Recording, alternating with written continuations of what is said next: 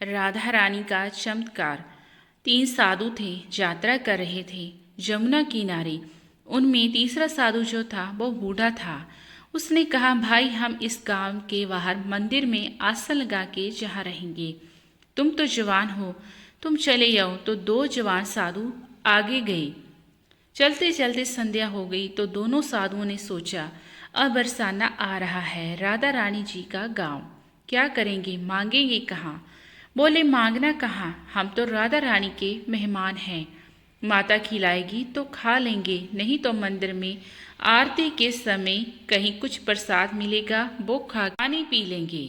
साधुओं ने हंसी हंसी में ऐसा कहा।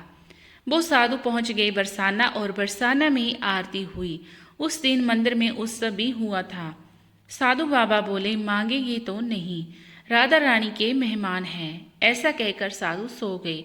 रात्रि में 11 बजे राधा रानी जी के पुजारी को राधा रानी जी ने ऐसा जगाया। राधा रानी बोली, मेहमान हमारे भूखे हैं, तू सो रहा है। पुजारी जी ने पूछा, मेहमान कौन है?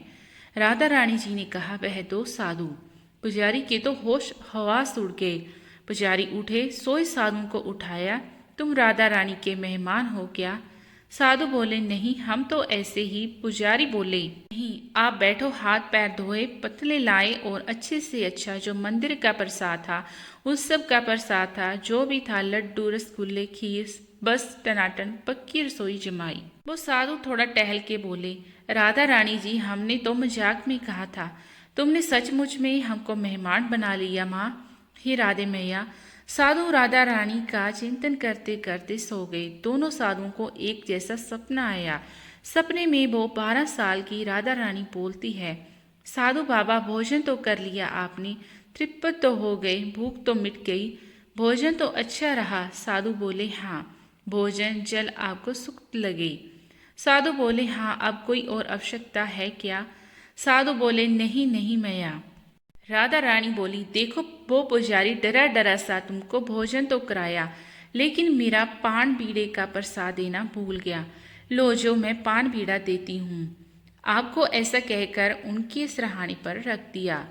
संपन्न लोक में पहुंचकर देख रही हैं कि राधा रानी जी सिरहाने पर पान बीड़ा रख रही है। ऐसे ही उनकी आंख खुल गई। देखा तो सचमुच में पान बीड़ा सिरहाने पर है।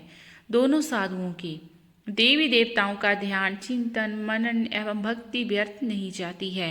देवतागण स्वभाव से दयालु, परोपकारी एवं सरल हृदय के स्वामी होते हैं। अंत वे अपने भक्तों का ध्यान रखते हैं। आपको भी राधा रानी पर पूर्ण विश्वास है तो कमेंट में श्रद्धा से लिख दीजिए, राधे राधे।